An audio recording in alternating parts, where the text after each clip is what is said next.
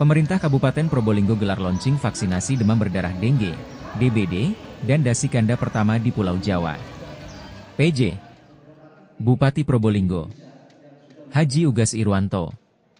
Esos MSI dalam sambutannya menyampaikan bahwa pada kegiatan launching program vaksin DBD dan juga Danikanda, Probolinggo mencatat sejarah sebagai daerah otonom yang pertama kali melaksanakan vaksinasi DBD di Pulau Jawa. Kasus demam berdarah dengue, DBD, di Kabupaten Probolinggo cukup tinggi.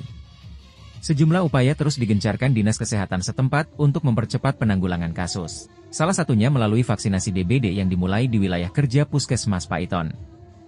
Vaksinasi DBD di Kabupaten Probolinggo resmi dimulai. Sabtu 14 September 2024 digelar launching vaksinasi DBD di Aula Perumahan PT PLN Nusantara Power A Paiton. Sejauh ini, Kabupaten Probolinggo menjadi daerah pertama di Pulau Jawa yang melaksanakan vaksinasi DBD. Vaksinasi DBD menyasar sebanyak 1.120 anak di wilayah kerja Puskesmas Paiton. Ribuan anak itu merupakan usia pelajar SD, MI kelas 3 dan kelas 4.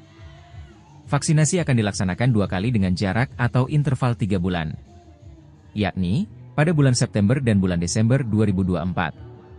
Pelaksanaan vaksinasi DBD ini tidak terlepas dari banyaknya kasus DBD di Kabupaten Probolinggo pada tahun ini. Bahkan, jumlah kasus dan kematian akibat DBD di Kabupaten Probolinggo berada di peringkat kedua se-Jawa Timur. Tahun ini hingga Agustus, jumlah kasus DBD di Kabupaten Probolinggo sebanyak 2.309 kasus atau meningkat 300% dari tahun 2023 lalu.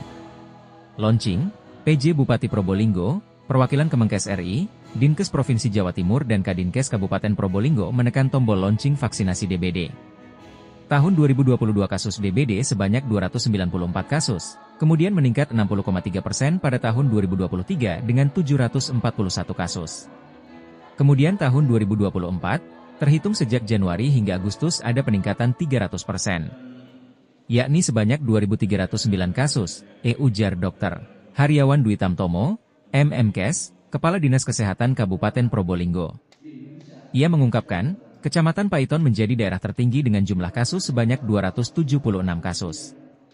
Kemudian, Kecamatan Keraksaan 203 kasus, Kecamatan Besuk dengan 137 kasus dan Kecamatan Maron dengan 131 kasus. Jumlah kematian pada tahun 2022 sebanyak 13, tahun 2023 sebanyak 22 orang dan tahun ini hingga 13 September sebanyak 24 kasus. Dr. Haryawan mengatakan, sejumlah upaya terus dilakukan untuk pemerintah kabupaten, Pemkab, Probolinggo menekan kasus DBD di wilayahnya. Di antaranya, menerbitkan peraturan bupati, Perbuk, instruksi bupati dan surat edaran yang mendukung pengendalian DBD di Kabupaten Probolinggo.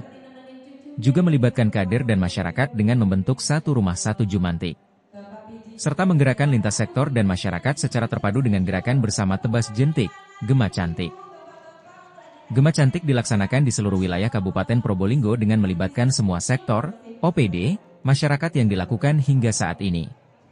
PJ Bupati Probolinggo Haji Ugas Irwanto, Esos, MC mengatakan, upaya pencegahan dan penanggulangan DBD yang dilakukan dengan pemberian vaksinasi ini tentunya tanpa mengesampingkan kegiatan pemberantasan sarang nyamuk, PSN, dengan 3M+.